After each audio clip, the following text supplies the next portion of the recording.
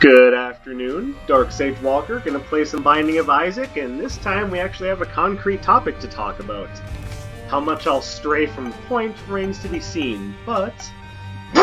sorry about that. Got a little bit to talk about, so let's try to make it a slightly longer run this time. I think we'll take Eden. How's my start looking? Looks like it's going to be a lot of pills. Alright. So, while I'm working my way through this run, let's talk about yesterday's kind of somewhat surprise Nintendo Direct. Only really a surprise, actually, because well, Nintendo themselves didn't come right out and say, yeah, there's a Direct coming, guys, look out for it. Well, at least not until like 2 days before it happened. So, you know, kind of like a, hey, here's a Nintendo Direct, happy Valentine's Day. That was terrible damage. So, because there was a lot of stuff announced, like a lot of stuff, I want to make sure that we have a slightly longer run. If it ends up going kind of short when I still have things to talk about, I'll probably start another run. Who knows if I'll finish it though. So let's just get right on to business, shall we? First thing that was announced in the Nintendo Direct: Super Mario Maker 2 for the Nintendo Switch. As a matter of fact, just about everything that's going to be talked about today is going to be for the Nintendo Switch. So yeah, it's been no real secret that 3DS support has kind of slowly been tanking. And you can see why. If they've got a brand new portable hotness, there's really no reason to keep supporting the old hotness. That having been said, there are still things on the 3DS worth playing, like, you know, Samus Returns, and I've heard Bowser's Inside Story is a good remake, minus save for a couple of little niggles in the formula. Make of it what you will, I suppose. I haven't played the game myself. I'm simply going off of what I've heard. There we go. So, from what I can see though, this new Super Mario Maker is looking pretty good. And I think I can, aside from having to redesign it for a whole new system that isn't necessarily supporting touchscreen controls all the time, I think I see why they decided to just make an all-new game instead of updating the old one. And aside from the idea that Miiverse is no longer a thing, and that is because this looks like it has a lot more stuff in it. Hi, bird. Could you please not sit on my hand while I'm playing? It would be nice. Looks like there's going to be actual ways to add water to non-water levels. There's going to be Super Mario 3D World stuff. There's all sorts of things that are going to be coming to this game that I think are going to be quite a lot of fun to play with. Potentially some actual pathfinding AI. Call that crazy. Lulu, please go away. No, what you're doing right now is not cool. No, it's not, I swear.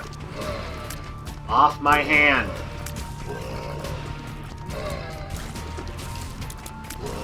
Ugh. Not that he's gonna listen to me. He should, but I don't think he's going to.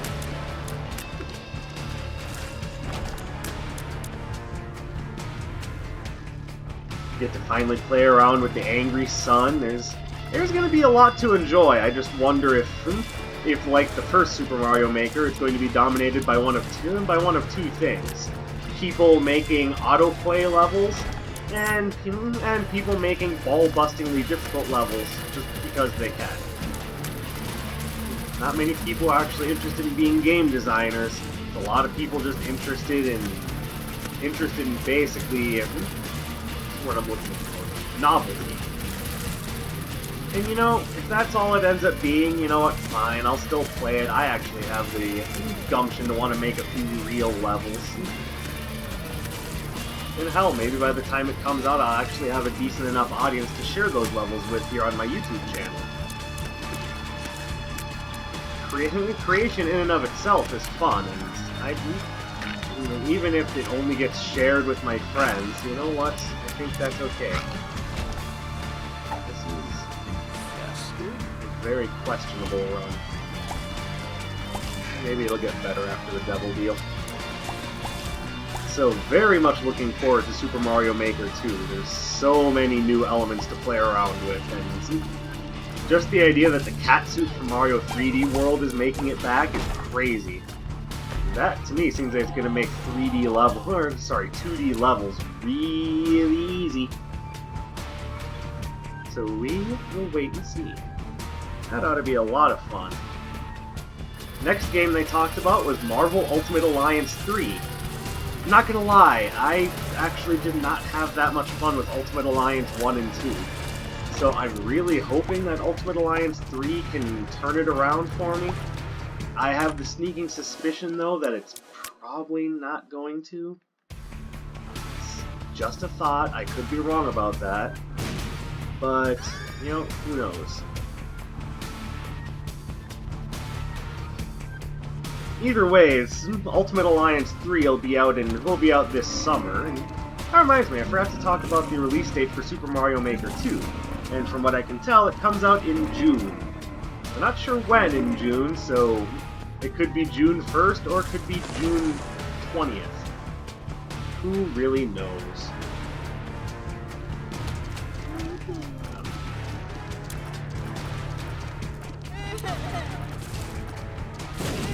There we go. That's better. Alright, a little bit less stress so I can keep talking. The next game that they talked about was Box Boy, which I've seen Box Boy show up in a few Nintendo Directs. And every time I look at it, I go, whoa, those games look really innovative and fun. Like an actual really good puzzle platformer. I should check those out, and then proceed to never play them. I don't know what's wrong with me, I do like a good thinking man's game. But, I don't know, I keep spacing out on Box Boy. So, this one, I don't know, I'm hoping it'll be of interest. It looks like it'll be a lot of fun. That comes out April 26th, so not too long to wait on that one. If anyone out there has played a Box Boy game, tell me what you think of it, because I'm a professed newbie to that game. Not that genre of game. I played the hell out of other puzzle platformers like Limbo. I'm just curious as to how well Box Boy actually holds up. Is the game as interesting as it looks like? Am I perhaps being a little bit too blinded by the interesting idea of Tetris as a platform? Either way, I think it looks good, so even though I've never played a Box Boy game, I have to imagine they're doing well, as there's a bunch of them out. Maybe I'll go back and actually check these out myself. Oh, thank you, Mob Void. Alright, now we're talking.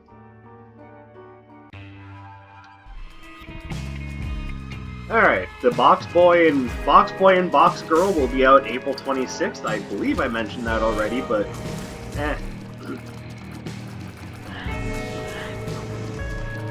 no reason not to repeat it.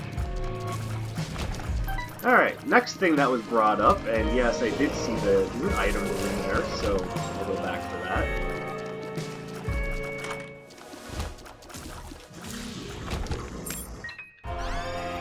Alright, that actually could be quite helpful. Next thing that was brought up, Smash Ultimate Update 3.0 will be coming, let's see, spring. That seems nice. That seems a little iffy, so let's narrow that down. They talked about Joker coming in April, and I'm pretty sure that Update 3.0 is when Joker hits the game, so I'm pretty sure it's April. Oh, that was stupid. At least I have the wafer. The wafer, by the way, halves all the damage that you take, so against pre-wound champions and anything after the wound, Wafer is a godsend. It also gives me the ability to really put those sacrifice rooms to good use should I desire to. That's enough about Isaac. Even though it's the game I'm playing, it's certainly not what I'm talking about.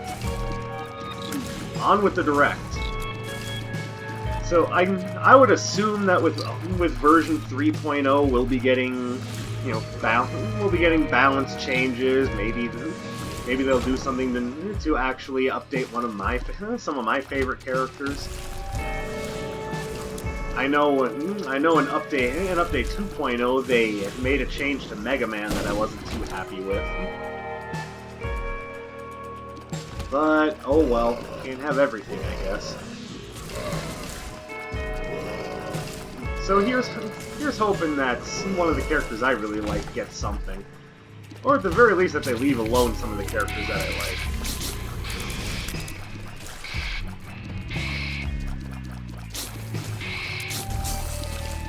Like, it might just be me and my old school sensibilities. Okay, I'm just going to use this to get some cheap damage off, because fuck this enemy. Alright, as I was saying, maybe it's just me and my old school sensibilities, but it seems like if you really want to balance a roster, instead of nerfing anyone, power up other characters. Perhaps that's a bit too idealistic, but to me that makes more sense than dropping the old nerf hammer.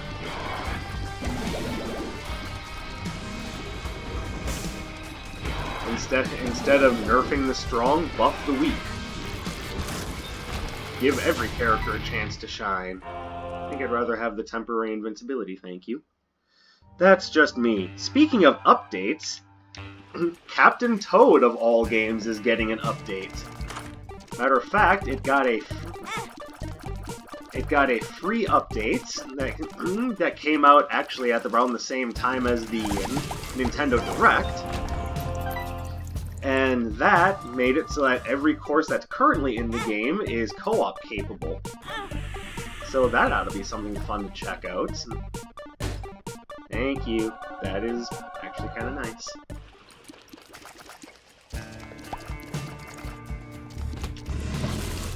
Now, to me, that's a move that Nintendo certainly did not need to make, because it's not like Captain Toad is one of their like big gangbuster titles or anything.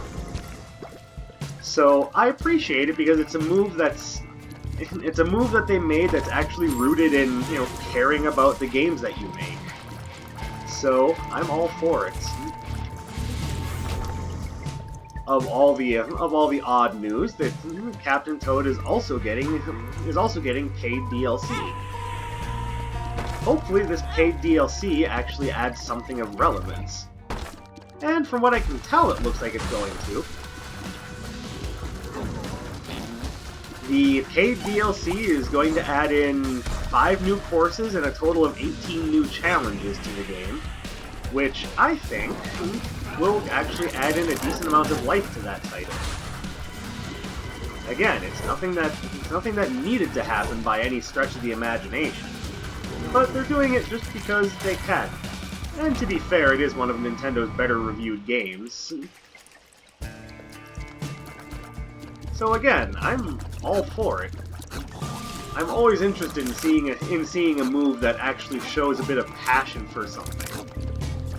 And if the thing that they're showing passion for today is Captain Toad, we might argue.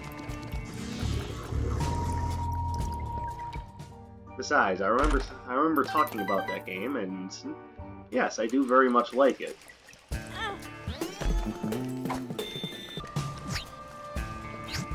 Well, that was awkward.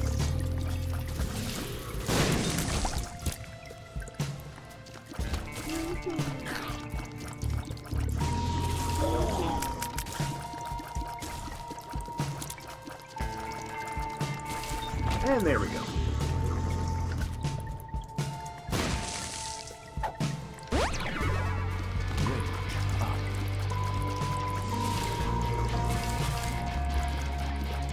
By the reason why I'm trying to kill more enemies with that than not is because by killing them with the ring that Maw of the Void creates, there's a good chance that...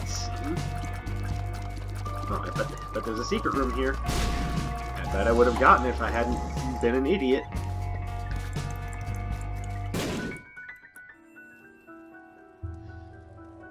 Yes, I can get that, actually.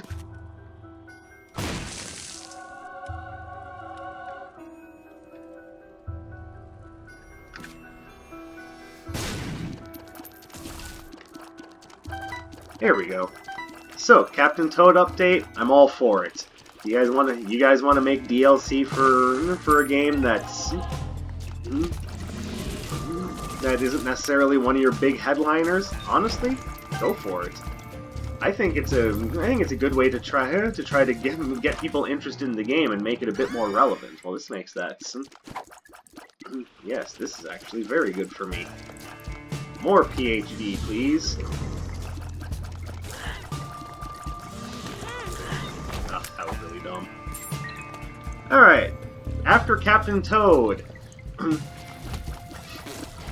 Looks like Bloodstained Ritual of the Night finally has a more narrowed down release date. It's not concrete yet, but it's narrowed down. We can expect to see Bloodstained Ritual of the Night in this summer.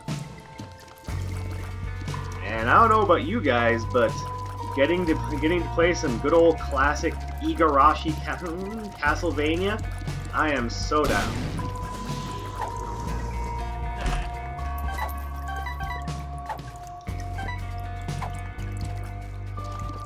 The game is looking pretty good. Maybe a little bit slower paced than something like Aria of Sorrow, but still looking pretty solid. I know as much as I'm looking forward to that game, I know that my roommate and best buddy has been very much looking forward to it. So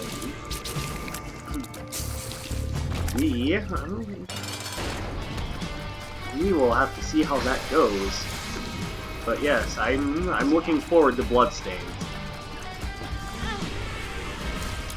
By the way, if the name sounds familiar, that's because there was a sort of prologue chapter released for Bloodstained not too long ago. Bloodstained Curse of the Moon, which is basically Castlevania 3 without being called Castlevania 3. And again, I'm all for it. Hell, if Konami doesn't want to do more Castlevania, let someone who does want to do more Castlevania do it, goddammit. Not that I have any real faith in Konami and their ability to get anything done, but definitely not taking that. My tier rate is actually already almost at maximum.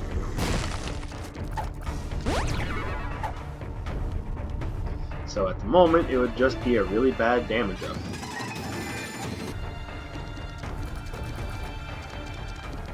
Actually, a really bad tears up with a damage down.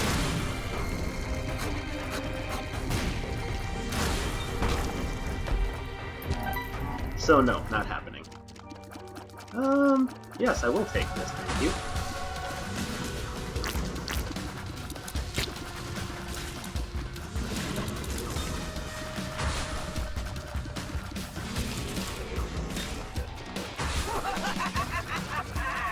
Alright, trying not to get forced out of this room before it ends. There we go. Alright. The next game that they talked about was Dragon Quest Builders 2. Now, I don't know where this whole Dragon Quest Builders thing came from. I mean, it's a thing, I guess. I don't know how it became a thing.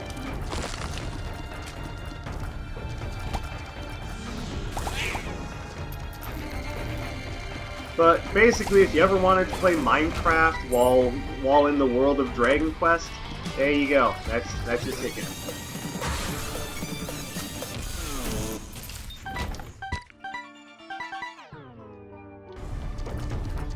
Now, that was not the Dragon Quest announcement that got my attention, though.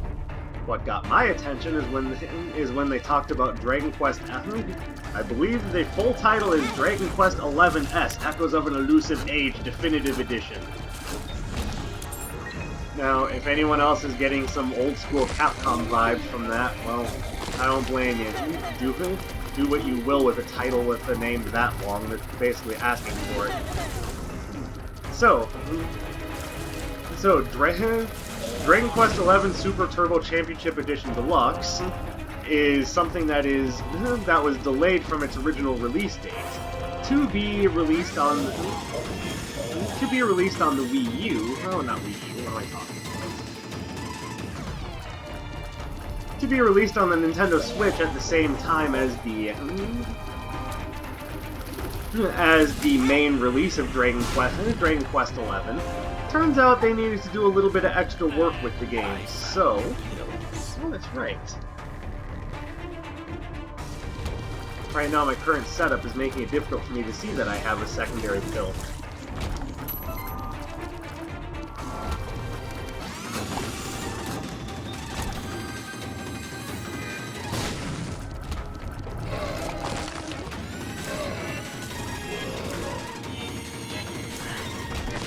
We have about 70 million batteries back here. Let's make use of some of those.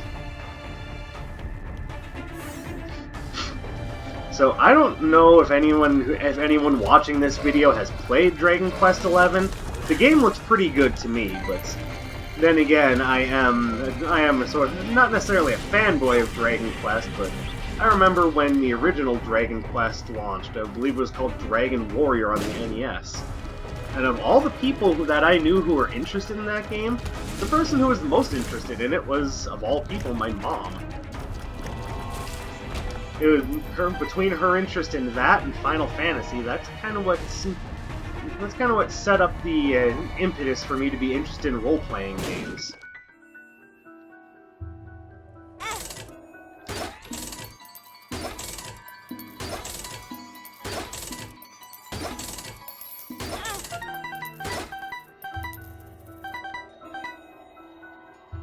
And let's see what this guy's willing to give me.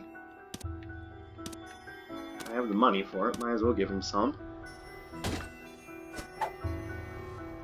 I'll use that on the next floor.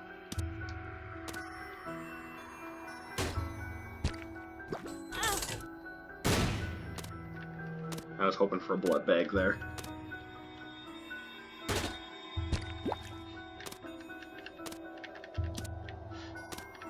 One of the things that looks very neat about Dragon Quest XI Super Ultra Turbo Championship Edition Deluxe Hyperstyle is that apparently there's the ability to switch between the old school 16-bit map and the normal high-definition 3D map, which I think is neat. And again, it's a move that they didn't have to do, but it is a move that's rooted again in a love and a passion for gaming. So I appreciate that. It'll make for a very interesting contrast to the normal graphical style of the game, and again, I think it's neat. Even goes so far as to have old school battle screens when you do that. So again, all for it. And as someone who honestly thinks that video games can really be an art form, being able to actually take a move like that and run with it to show some actual passion and care for what you're developing, that to me says a lot, so I am all for it.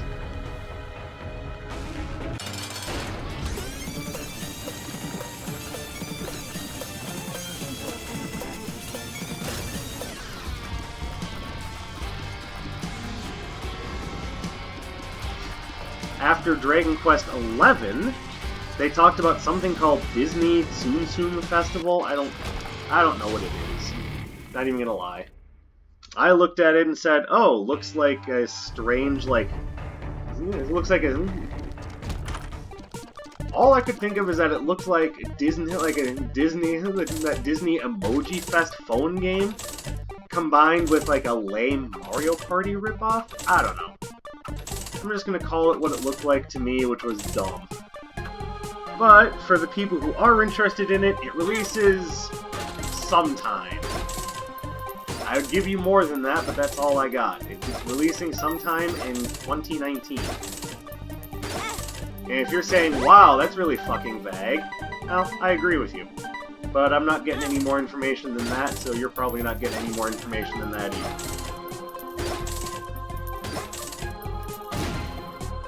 That's what I wanted. Alright, fast as shit, let's go, baby!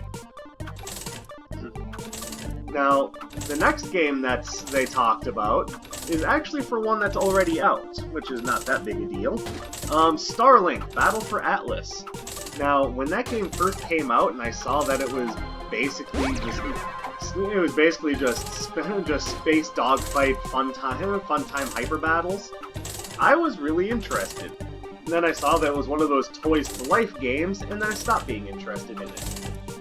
But with the update that they're coming out with for the game, I might be interested again. Now, again, for those of you who are like me and have an actual passion for gaming, you'll probably know a few things about Star Fox, and yes, I say the less said about Star Fox Zero, the better. They tried, but it was probably not the move that was going to do them any favors. So, when Starlink came out and they said, "Hey, Star Fox is a playable character in the Switch version exclusively," I said, "Okay, that's neat. It may not be a Star Fox game, but it's kind of a Star Fox game." I never disliked dogfighting, so in this case, very literally. Huh. Now that I think about it, I wonder if that was the impetus behind. I'm a dumbass. I thought I had a charge ready for my game kit.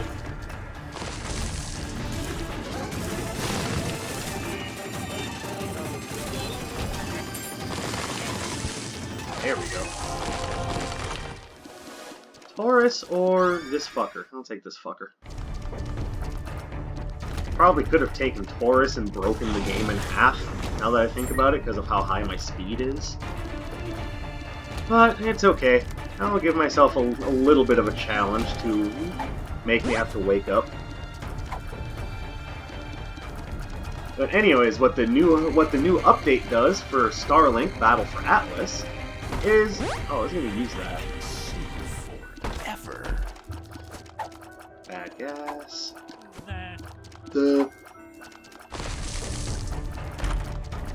Is basically it adds in further Star Fox content by making recurring Star Fox villain Star Wolf show up. Well, not just Star Wolf, but his gang. So Pigma and Leon and not Panther. I guess Panther moved on. He was never a full-time member of the Star Fox gang anyways. But Pigma and Andrew and Leon are all back.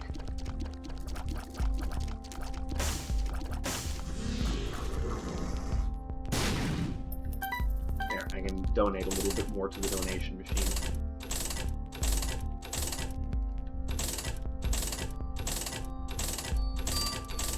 And along with them, Falco, Peppy, and Slippy are back. And not just as support, you actually play as them. That was pointless. And again, I find this to be a move that's really neat, because one of the things I've always wanted from a Star Fox game is to actually be able to play as those characters. One of the reasons why I like Falco so much in Smash, because I actually get to play as someone other than Fox. You could take that as a jab at the meta of Smash Bros. Melee, but that wasn't necessarily how it was intended.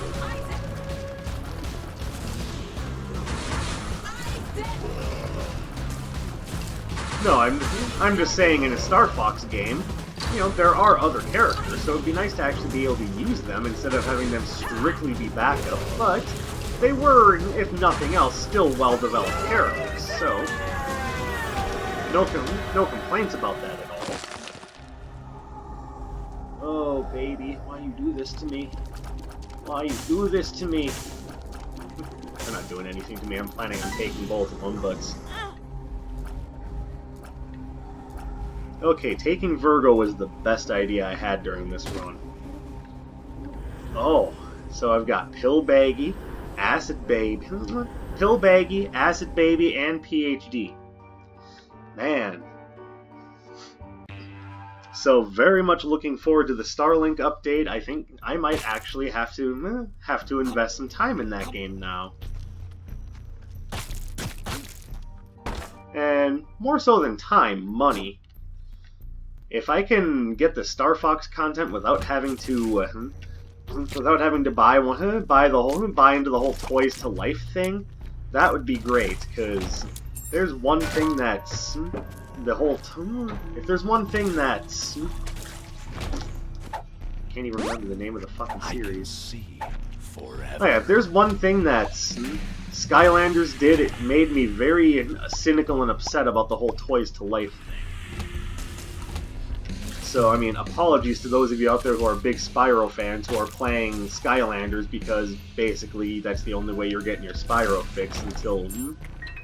well, not until the Reignited trilogy is out. Just saying. Nothing here. Moving on.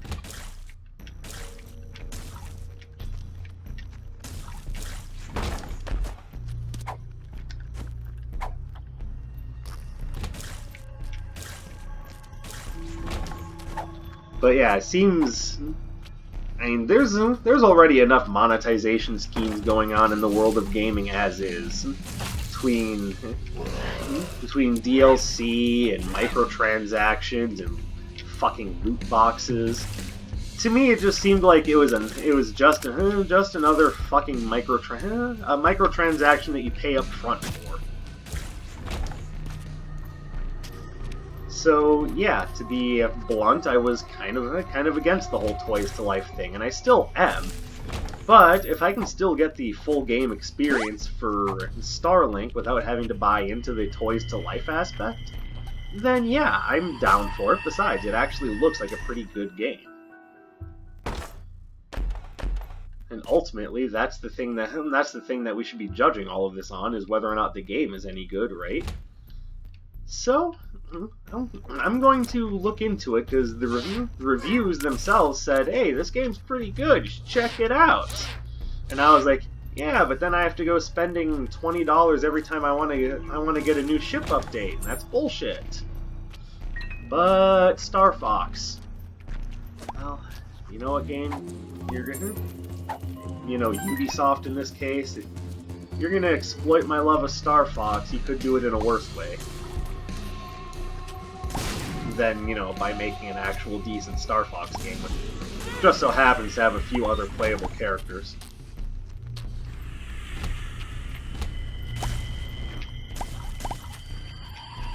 Oh, I kind of forgot that I had Maw of the Void. Oh, I guess when you don't need it. I don't have a reason to steer away. Yes, I do, actually. Oh, well, too late now.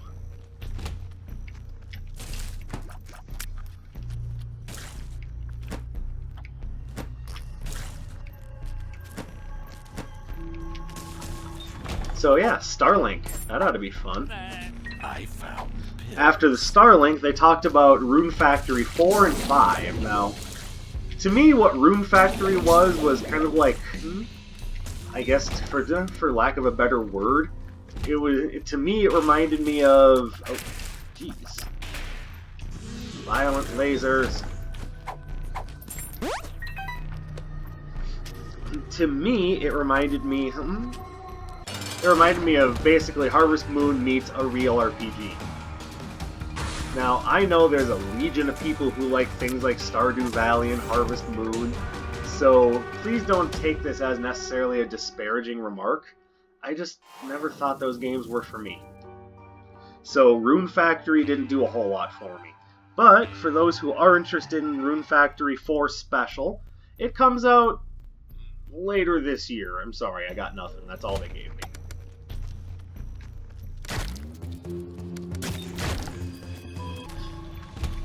But alongside the Rune Factory 4 announcement, they definitely mentioned that Rune Factory 5 was in development, so, if you don't know what to spend your money on and you're a big Rune Factory fan, there you go. You can spend your money on that.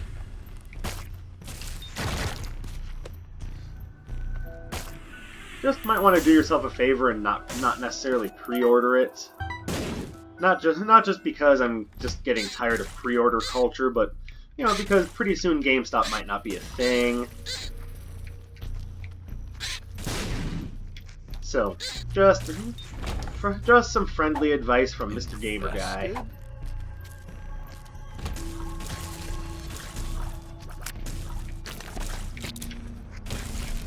There we go. After Rune Factory 5, or Rune Factory in general, since it was actually Rune Factory 4, and then they're like, oh, by the way, Rune Factory 5, give us money. After that, they talked about a game called Oninaki, which is apparently brought to us by the same crew that brought us I Am Setsuna and Lost Sphere.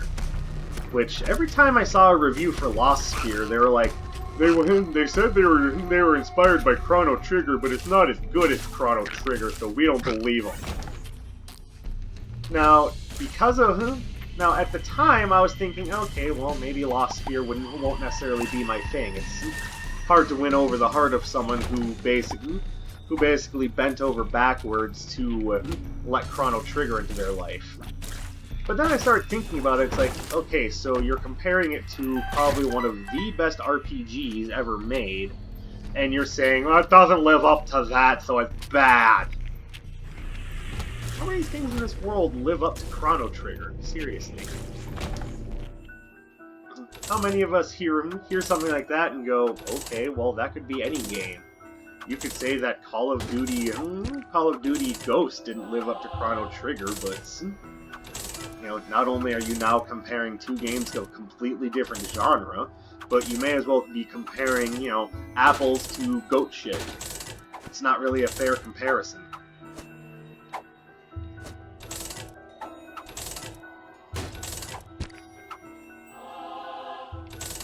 So I might go back and give Lost Sphere a try, but Oninaki is a very interesting concept. It's basically taking the idea of reincarnation and centering the entire game around that. From what I understood, from what they showed me, it was like, okay, actually I'm interested.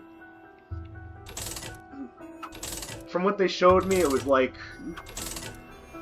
people in the world aren't allowed to actually grieve for their lost loved ones because if they do, that grief can be used to turn them into monsters. So you have to repress your feelings about your loved ones.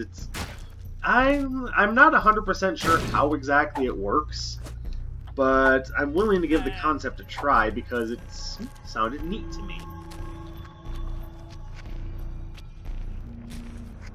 That game comes out sometime this summer, which at least is an easier window to understand than sometime in 2019.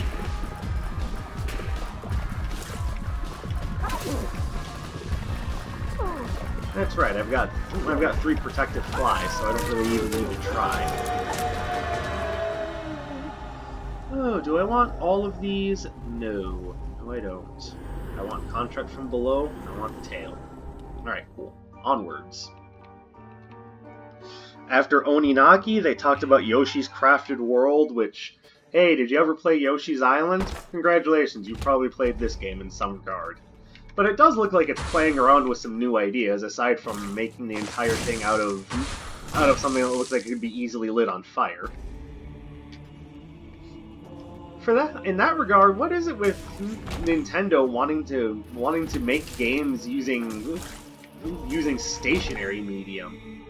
Like, seriously, is this a thing in game design where they want to make things out of stationary? Though admittedly, it's kind of like stop motion, and I have some opinions on stop motion, namely that it's a very difficult art style to get right, but if you can get it right, my boy, you done good. In order to see what it's like to get it done right, I recommend Coraline, or what was that other movie that came out semi-recently?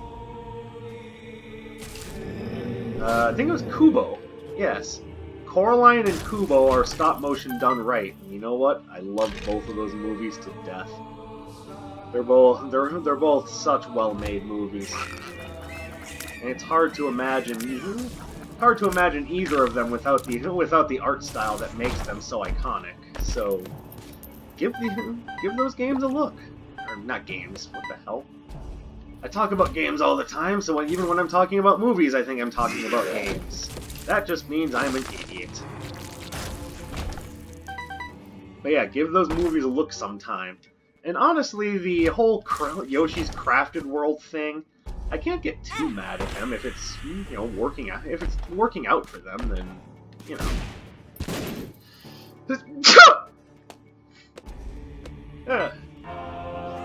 Did I mention I might not be entirely over my cold?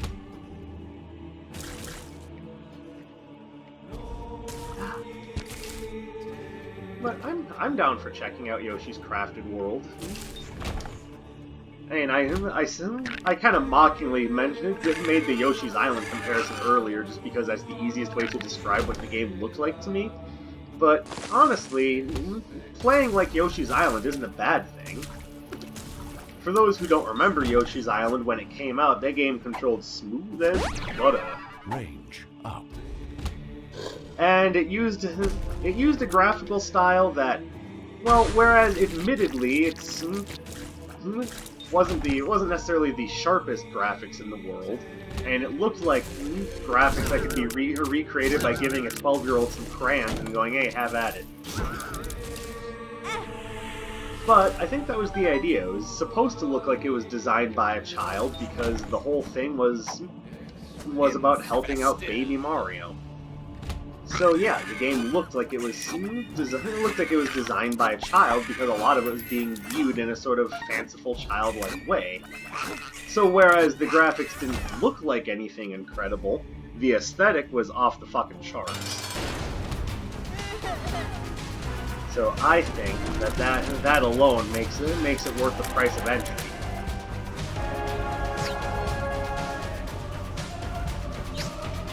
So, for those who are interested, there is a demo out for Yoshi's Crafted World, which lets you play through the first course.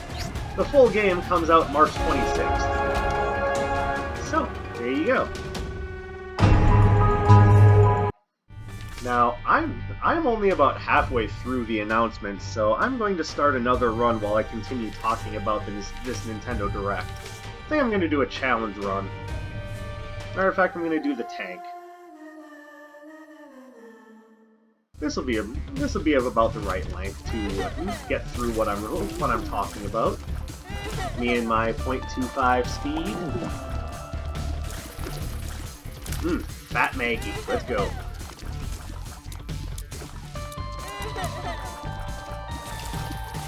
So after Yoshi's Crafted World, they went into this big long thing about the new Fire Emblem game, Three Houses.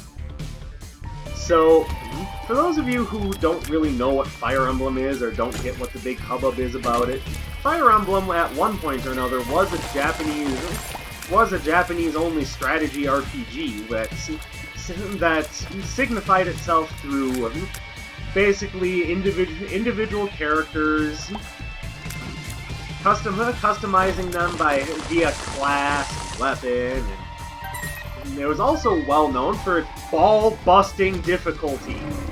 If you screwed up at any point during a mission and one of your characters died, well, guess what? You're not getting that character back. The game was like, too bad, kiss my ass. So you either had to go through the rest of the game without that character, or go back to a previous save and go, you know what, let me try that again, except for without the abject failure. So, recent Fire Emblem games have gotten a little bit easier. Maybe a slightly lower bar to entry is not a bad thing for games like that, because, let's face it, having the game basically bust your chops and tell you that you're not good enough, probably not the best way to make an impression.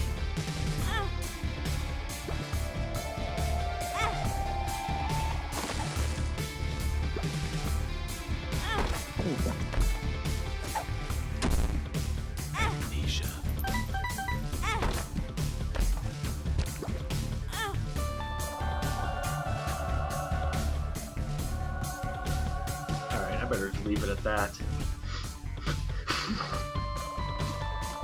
What makes Three Houses look a little different is that it essentially allows you to meet the characters beforehand and guide them through what you want them to learn.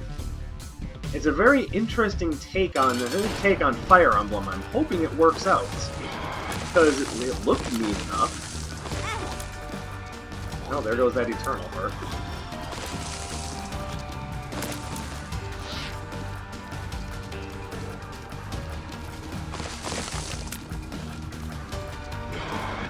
This is a very odd fight. Now I just feel annoyed.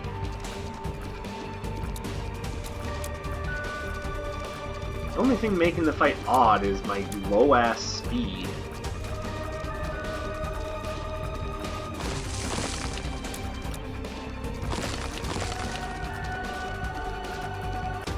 Done it, boys! Alright.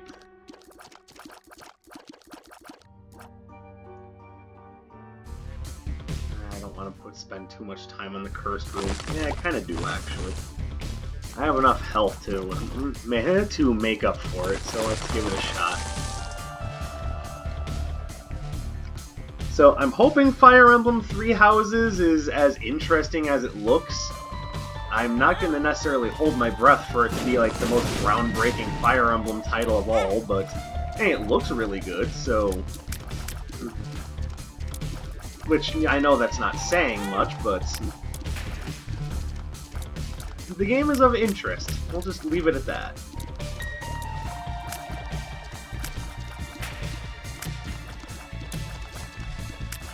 Again, it's kind of a thinking man's game. It is of the strategy RPG genre, so if you're not down for that, then well, this probably won't do anything to win you over, but you know, it's a thing, and I hope it's a thing that's really good. Now I know Fire Emblem Fates kind of pissed in a few people's soup, so.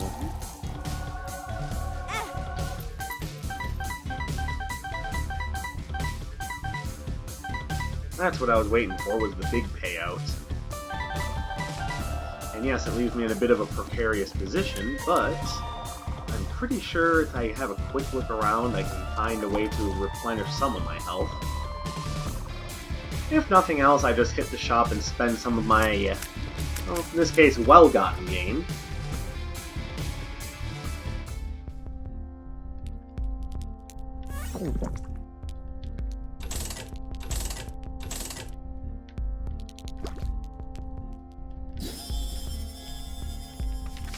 Here we go. Alright, that'll help. Onwards! Away we go!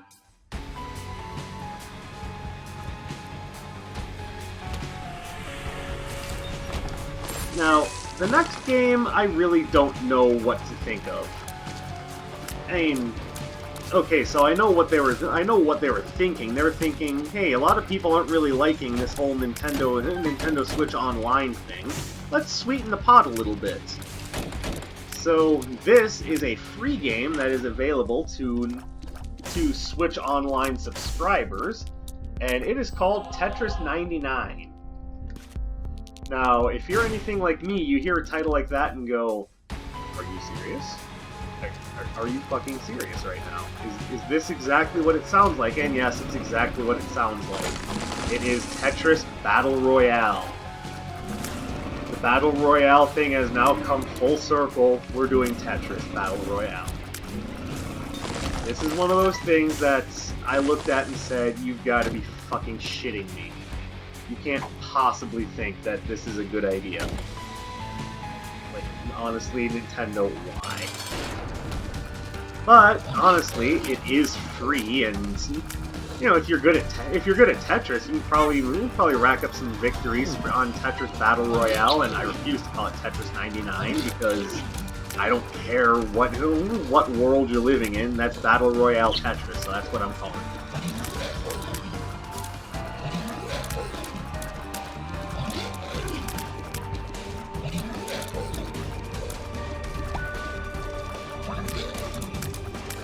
So, this seems like a good time to segue into talking about Battle Royale games.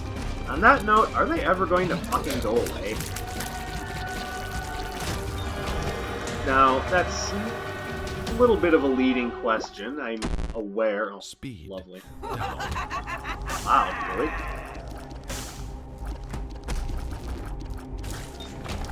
Give me that piece of shit and then expect, you know what, I'm gonna take it just because it locks in devil deals and I have way too many hearts.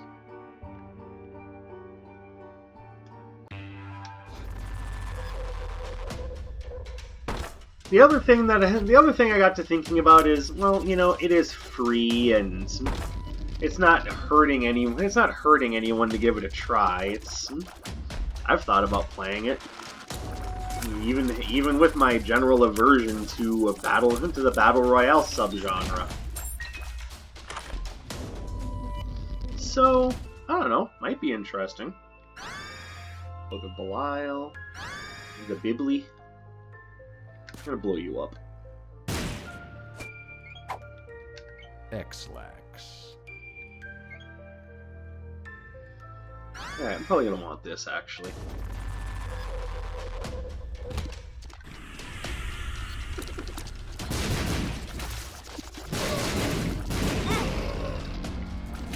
Oh, you punks. Maybe I will end up taking Yum Heart. That's probably a bad idea to say that after only taking one hit in a room, and that's just because I got trapped. Which is gonna happen a lot when your title is the tank and you can barely fucking move.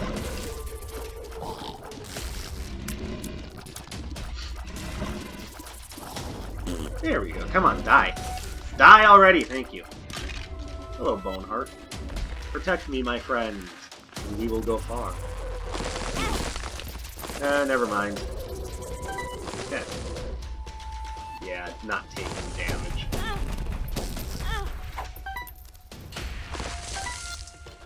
Okay, well, that was actually a really bad idea.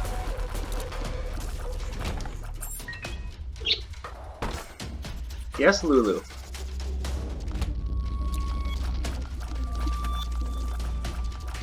Thank you, Infamy.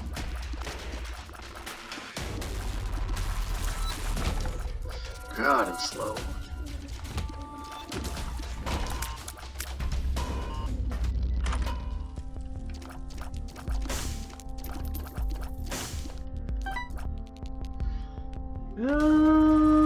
God damn it. Anything good in here? I don't have that many keys, otherwise I would.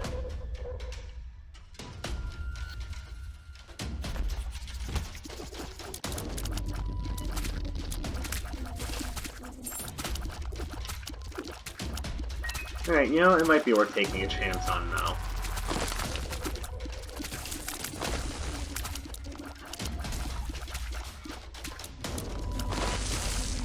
Alright. Oh yeah, now I got 3 keys. Yeah, now it's definitely worth taking a chance on. Alright, so after Tetris 99, they announced Dead by Daylight. Apparently that's going to be coming this fall, and I don't know, from the looks of it, it looked like that Friday the 13th game. I'm sure there's more to it than just being the game that inspired the Friday the 13th game, but... Son of a bitch. But honestly, that was the first thing that came to mind for me, is, hey, it's asymmetrical multiplayer via way of Friday the 13th. Well, honestly, this might be the game that inspired Friday the 13th, so, you know, maybe I shouldn't be so judgmental. No, thank you.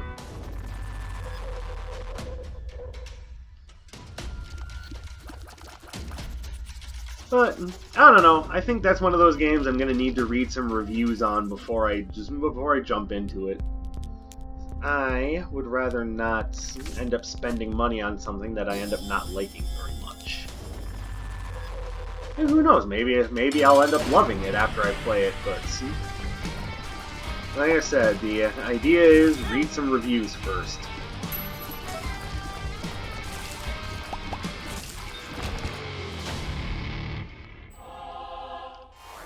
Alright, after Dead by Daylight, they announced that Deltarune will be coming to the Switch. On the 28th of February, you get Chapter 1. The other chapters will come as they're released, but won't be free. Darn. Because I was so very much thinking that Toby Fox would just give us all of his work for free, you know?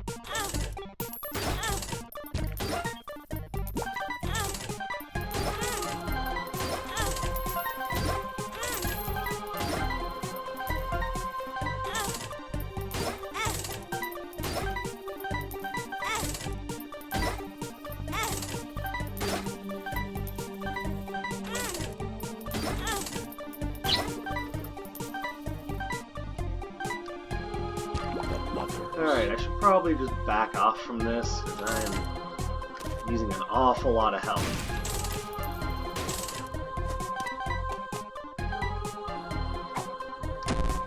Health down. Wow, this is not working out well.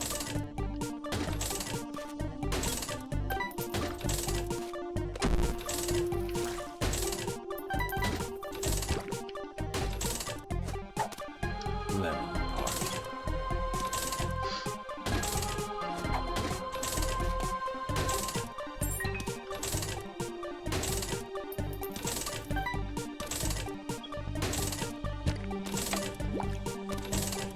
Lulu.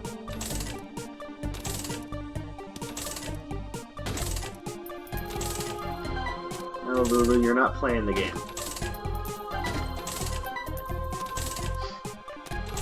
So, found myself a nice little loop here. It'd be nice if I can get something out of it.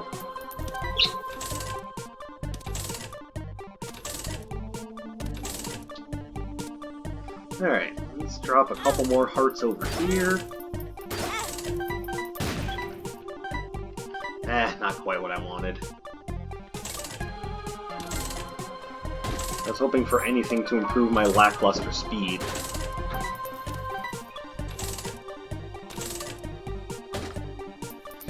Anyways, after Deltarune, they talked about Daemon X Machina, which looks like a really neat take on one of those like build your own mech games. It looks fast-paced. It looks frenetic. Looks like there's cool weapons, a lot of flying, and oh my god, I've been wanting to play this game since they talked about it last year. Now, for those of you who are like me and going, hey, I remember something about a game like that. They said that was gonna come out in January this year, didn't they? And I'm pretty sure that was a placeholder date. But let's assume for a moment that it wasn't, and they did delay the game. Well, remember what Miyamoto said, a delayed game is eventually good, a rushed game is bad forever.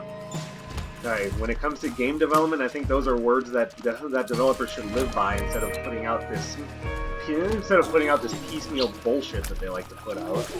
Oh, it doesn't matter, we'll just fix it in post.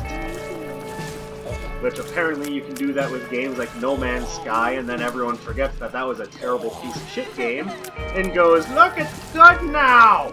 No Man's Sky is good! No, I'm sorry. The intention behind No Man's Sky was to get people to pay for something that wasn't actually there. Or have you forgotten?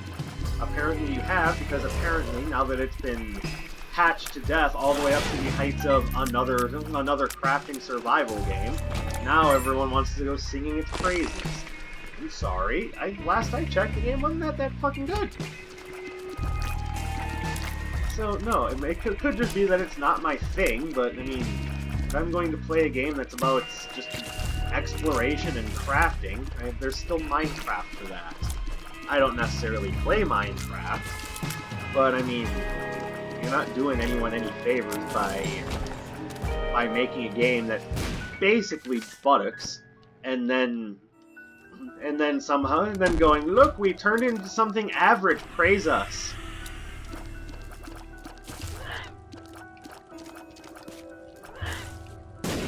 And if that's what everyone thinks is praiseworthy, then, well, then honestly, the world of gaming is in much worse shape than just shitty publishers. Sorry, you can't just take an unfinished game, throw it out there, and then expect to get praise for turning it into something normal. God. Anyways, this isn't supposed to be me ranting about the game industry. This is supposed to be me talking about the Nintendo Direct. So let's get back to that, shall we? After Demon X Machina, they talked about Grid Autosport. Now, there have been realistic driving racing games ever since way back in the day when you're talking about things like, Formula 1 Racer or Rad Racer, honestly. Now, I'm not big on that type of game. I'm not even big on racing games, if I may be honest. About the closest I'll get to it is like, F-Zero or Mario Kart. And that's not because they're, fantastic, realistic racing games, it's because they're fantastical, goofy racing games. In F-Zero, I'm defying gravity. I'm going at speeds that would make Sonic the Hedgehog blush.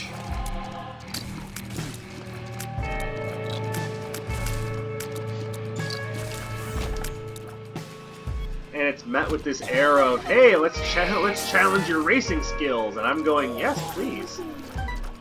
I am all for having my racing skills challenged, actually.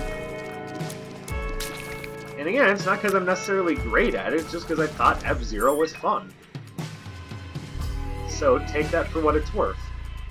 But no, Grid Autosport is not going to be the thing that makes me come out of my racing game shell. For those who are interested, Grid Autosport comes out sometime this summer. I would give you a more definitive date, but hey, that's what I was given, so work with it. That's all I got for you. If you don't like it, well, tough. Like I said, that's all I got.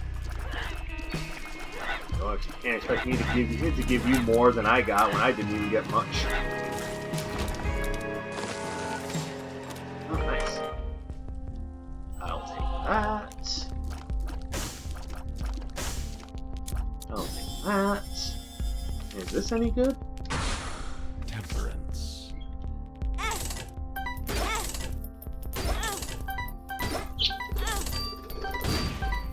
There we go. That's what I'm talking about. I can actually kind of move now. It's incredible.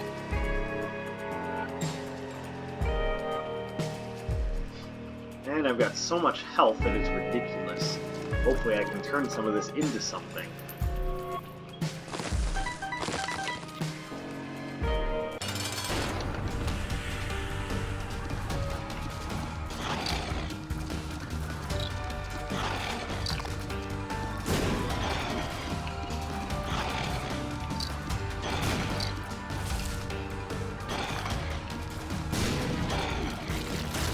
Beautiful.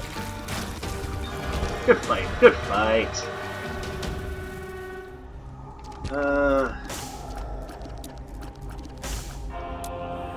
Hey, you people making me take questionable choices. No one's making me, I just would rather not be weak. Oh, Succubus, though. That's worth it.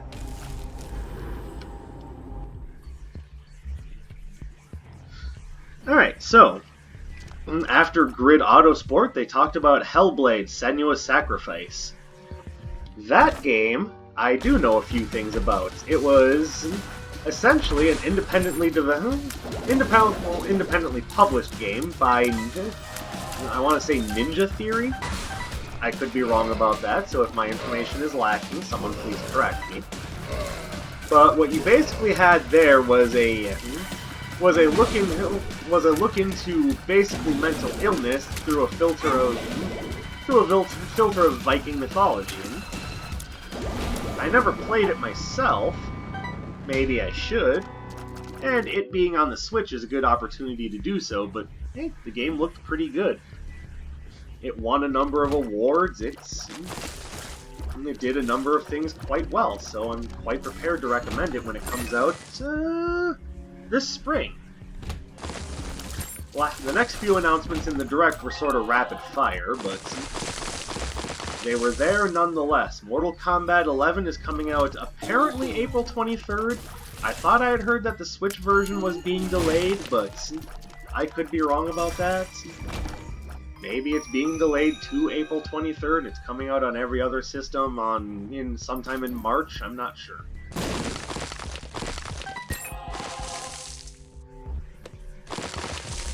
But hey, I'm interested to see where Mortal Kombat's going.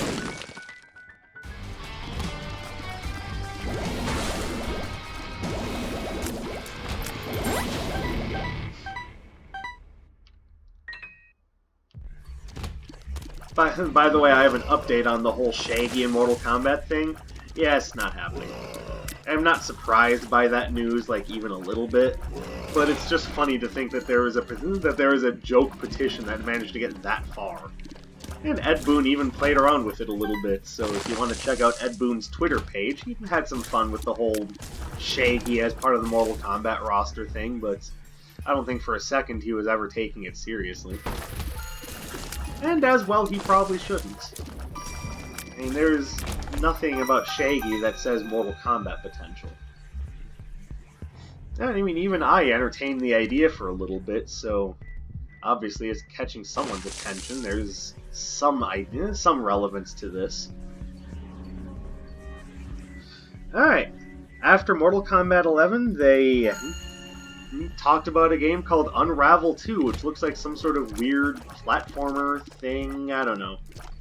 Here's what I do know. It's being brought to us by Electronic Arts, so if you like unnecessary monetization in a single-player game, that's what you should probably expect from that.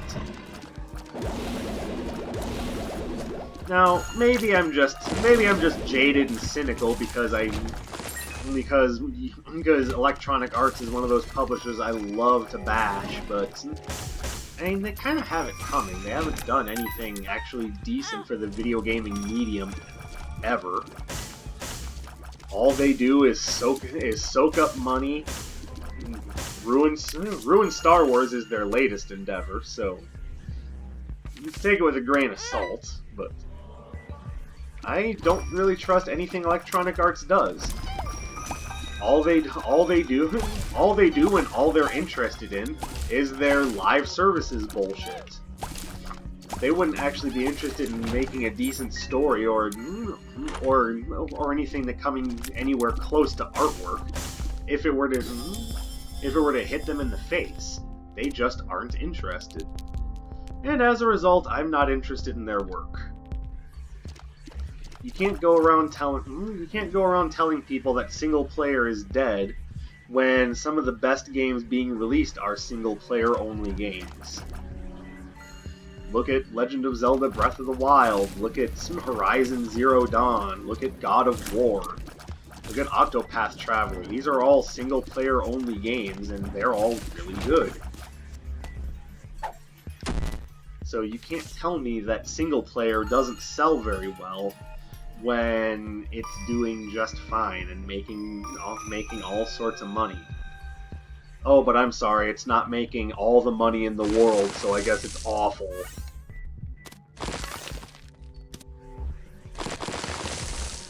I'm so sick of greedy game publishers, but that's enough of that. If you're actually interested in Unravel 2, it comes out March 22nd. So it's something you can sink your teeth into relatively soon. After Unravel 2 was discussed, Assassin's Creed 3 Remastered. Oh, there's another example of don't really care at all, but it's there. It's neat that Assassin's Creed is coming to the Switch. I think it's a bit of a shame that one of the worst ones is coming to the Switch, but hey, at least it's not Unity.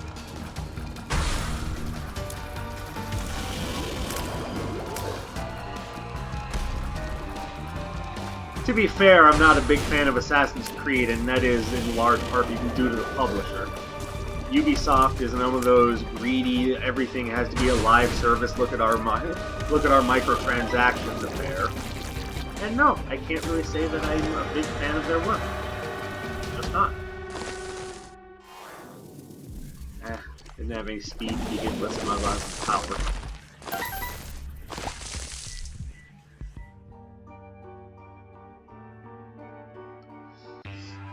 So the next game that they talked about was actually Final Fantasy VII. And no, not the remake. I almost get the feeling that that announcement was way too early. Or that the game is just vaporware to begin with. I would love to be proven wrong about that, but as of right now, it's a pipe dream.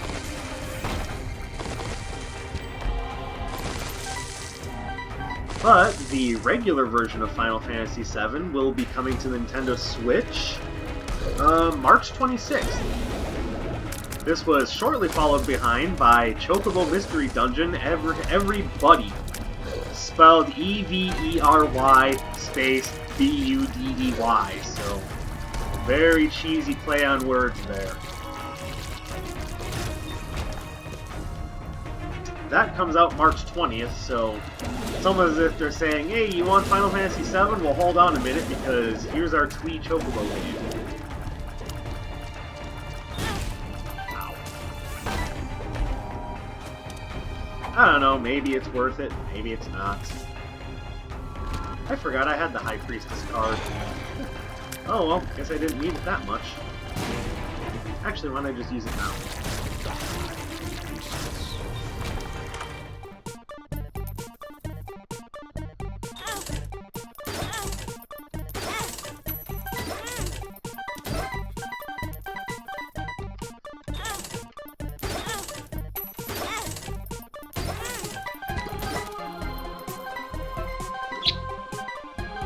Yes, Bird, this is a very long video. Glad of you to notice. Sweet. That's nice. Alright. Well, I'm not going to complain about that, and I'll always have one item or another at full charge, so yeah, this works. Now, Final Fantasy VII wasn't the only Final Fantasy game that was mentioned. They also mentioned Final Fantasy IX. It's like, oh, that's neat, that game was a classic. When is that coming out? Now, Nintendo has a penchant for doing that during their direct presentations. They always have a couple of things that are out right away. It's almost as if Nintendo was going, hey, planning on spending money today? You are now.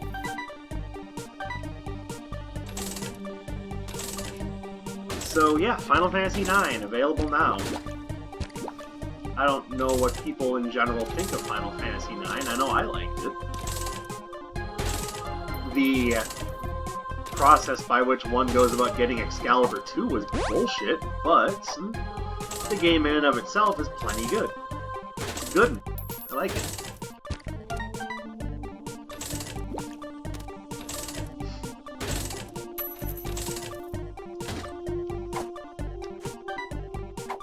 No, I don't want that. Give me my light bulb back.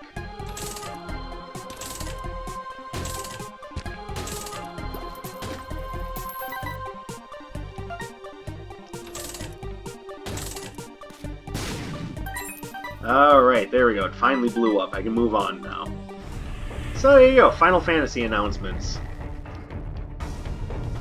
Hopefully those announcements, are interesting for you. I like the idea.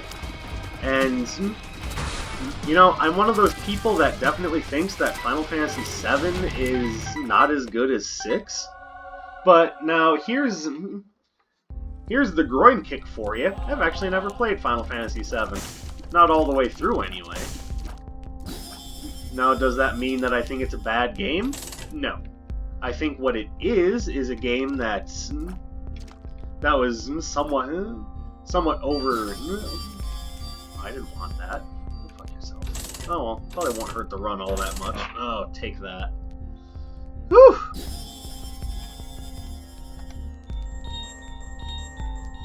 Temperance, okay. Temperance.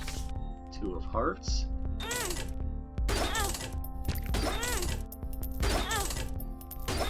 Two of Hearts. The world.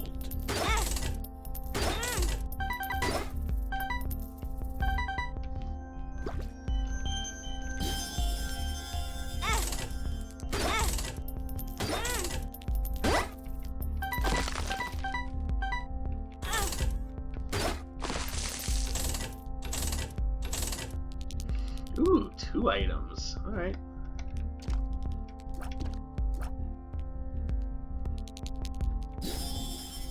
Pogo bombs! I don't know how useful that is.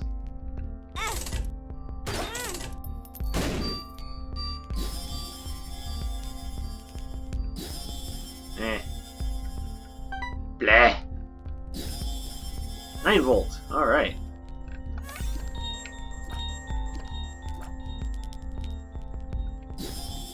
Hive mind. Oh, this is fun.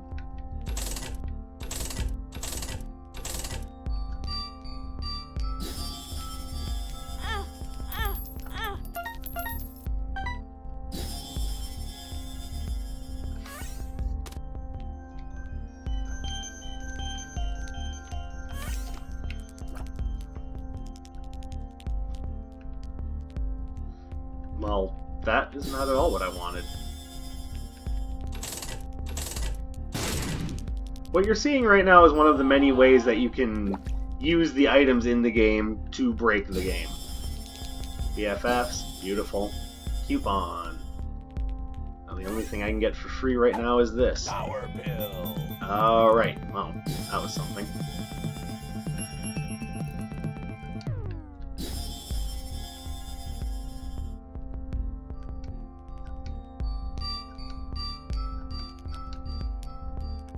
Okay.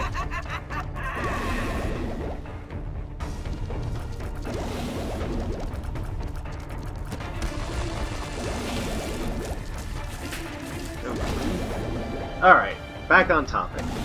So, after the surprise, hey, Final Fantasy IX is out now, you might want to break out those wallets, fellas. After that moment, they only had 2 games left to talk about. One of them is a new release by Platinum Games called Astral Chain, which will be out on, from what they said, August 30th. Now, I don't know about you guys, but I love me a good Platinum Games action romp. There's always something so cathartic about their releases. Now, not all of their releases have necessarily been good. And all one has to do is have a look at the Legend of Korra game to understand that. But that certainly doesn't mean that all of their releases are garbage either. Some of their other releases that I think are worth highlighting are things like... Get away from me. Would be things along the lines of, you know, how about a little thing called Bayonetta? Or Wonderful 101, or Vanquish. Honestly, they've done some amazing things with action games. So I'm very much looking forward to Astral Chain. It looks like a sort of like anime sort of cyberpunk Power Rangers thing.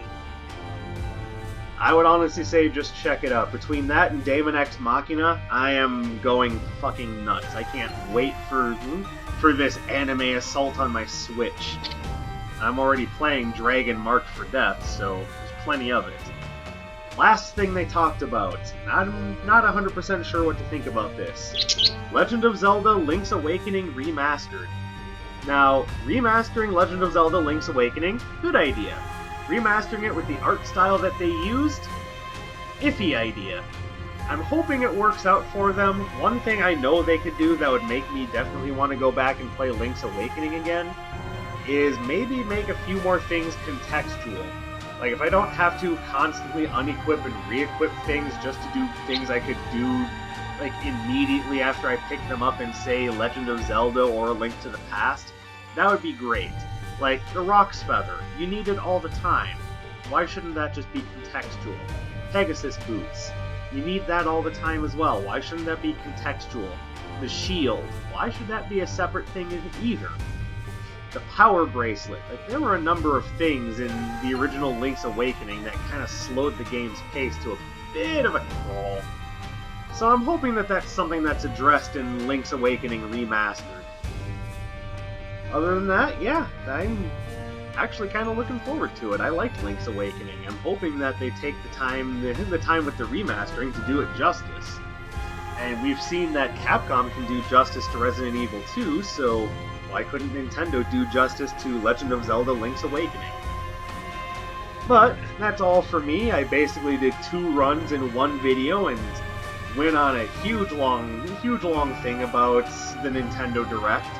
Those are my thoughts. Let me know in the comments below what you think of yesterday's Nintendo Direct. I look forward to seeing it. Drop a like, subscribe to me, I would appreciate that. My name is Dark Sage Walker, and I'll be seeing you.